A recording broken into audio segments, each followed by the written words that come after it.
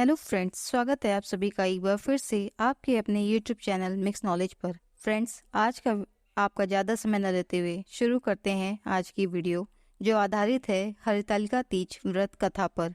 इस कथा को हरितालिका तीज के दिन पूजा के बाद व्रती महिलाओं को अवश्य सुनना या कहना चाहिए। तो चलिए शुरू करते हैं आज की वीडियो। फ्रेंड्स, तो कथा कुछ इस प्रकार शुरू होती है कि भगवान शिव जी ने माता पार्वती को उनके पूर्व जन्म की याद दिलाने के लिए यह कथा सुनाई थी। हरितालिका तीज व्रत कथा इस प्रकार है कि शिव जी कहते हैं, हे पार्वती, तुम्हें बहुत समय पहले मुझे वर रूप में पाने के लिए तुमने घोर तपस्या की थी। इस दौरान तुमने अन्न जल त्याग कर सूखे पत्ते चबाकर दिन व्यतीत किए थे। किसी भी मौसम की परवाह किए बिना तुमने निरंतर तप किया और कई वर्षों तक केवल हवा ही ग्रहण कर जीवन व्यतीत किया। तुम्हारी इस स्थिति को देखकर तुम्हारे पिता बहुत दुखी हुए थे। ऐसी स्थिति में नारद जी तुम्हारे घर पधारे। जब तुम्हारे पिता ने नारद जी से उनके आगमन का कारण पूछा तो नारद जी बोले, हे गिरिराज, मैं भगवान विष्णु के भेजने पर यहाँ आया हूँ। आपकी कन्या की घोर तपस्या से प्रसन्न होकर वह उनसे विवाह करना चाहते हैं। इस बारे में मैं आपकी राय जानना चाहता हूँ। नारद जी की बात सुनकर पर्वतराज अति प्रसन्नता के साथ बोले, हे नारद जी, यदि स्वयं भगवान विष्णु मेरी कन्या से विवाह करना चाहते हैं तो इससे बड़ी कोई और बात हो ही नहीं सकती। मैं इस विवाह के लिए तैयार हूँ।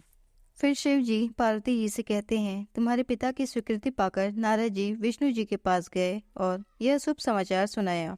लेकिन जब तुम्हें इस विवाह के बारे में पता चला तो तुम्हें बहुत ही दुख हुआ।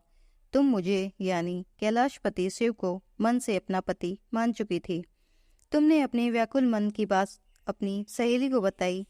तुम्हारी सहेली ने सुझाव दिया कि वह तुम्हें एक घनघोर वन में ले जाकर छुपा देगी और वहां रहकर तुम शिव जी को वर रूप में प्राप्त करने की आराधना करना। इसके बाद तुम्हारे पिता तुम्हें घर में न पाकर बड़े चिंतित हुए और दुखी हुए। वह सोचने लगे कि यदि विष्णु जी बारात लेकर आ गए और तुम घर पर ना मिली तो क्या होगा। उन्होंने तुम्हारी खोज में धरती आकाश एक करवा दिए, लेकिन तुम कहीं ना मिले। तुम वन में एक गुफा के भीतर मेरी आराधना में लीन थी। भाद्रपद शुक्ल तृतीया को तुमने रेत से एक शिवलिंग का निर्माण कर मेरी आराधना की, जिससे प्रसन्न होकर मैंने तुम्हारी मनोकामना पूर्ण की। इसके बाद तुमने अपने पिता से कहा कि पिताजी, मैंने अपने जीवन का लंबा समय भगवान शिव की तपस्या में बिताया है। भगवान शिव ने मेरी तपस्या से प्रसन्न होकर मुझे स्वीकार भी कर लिया है। अब मैं आपके साथ एक ही शर्त पर चलूंगी कि आप मेरा विवाह भगवान शिव के साथ ही करेंगे। पर्वतराज ने तुम्हारी इच्छा स्वीकार कर ली और तुम्हें घर वापस ले गए। कुछ समय बाद उन्होंने पूरे विधि विधान से हमारा विवाह किया। भगवान शिव ने इसके बाद कहा कि हे पार्वती, भाद्रपद तृतीया को तुमने मेरी आराधना करके जो व्रत किया था, उसी के परिणाम स्वरूप हम दोनों का विवाह संभव हो सका। इस व्रत का महत्व यह है कि मैं इस व्रत को पूर्ण निष्ठा से करने वाली प्रत्येक स्त्री को मनवांछित फल देता हूँ। भगवान शिव ने पार्वती जी से कहा कि इस व्रत को जो भी महिलाएं विधि विधान पूर्वक और पूर्ण निष्ठा के साथ इस व्रत को करती हैं, वे अपने मन के अनुरूप पति को प्राप्त करती हैं। साथ ही यह पर्व दाम्पत्य जीवन में खुशी बनाए रखने के उद्देश्य से भी मनाया जाता है।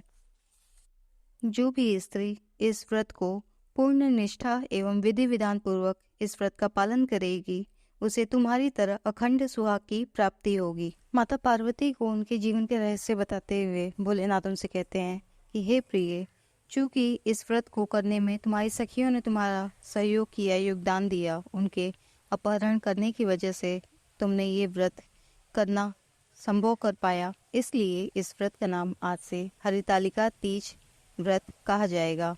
जो भी स्त्रियां इस व्रत को करेंगी उन्हें अखंड सौभाग्य की प्राप्ति होगी। फ्रेंड्स, तो ये था हरितालिका तीज व्रत कथा। आप सभी को मेरा ये वीडियो कैसा लगा प्लीज़ कमेंट में जाकर जरूर बताइएगा। साथ ही हर हर महादेव लिखना ना भूलें। और इससे पहले की वीडियो में आप सभी को तीज व्रत का नियम, पूजा का मुहूर्त तथा पारण आदि विषयों में जानकारी के लिए डिस्क्रिप्शन में लिंक दे दिया है, आप वहां से वीडियो देख सकते हैं। और अंत में चलते चलते फ्रेंड्स, प्लीज़ वीडियो को लाइक, चैनल को सब्सक्राइब करना ना भूलें। चलिए मिलते हैं अगली किसी नई वीडियो में। तब तक के लिए take care, bye bye. Mix knowledge channel की तरफ से आप सभी को हरतालिका तीज व्रत की हार्दिक शुभकामनाएं।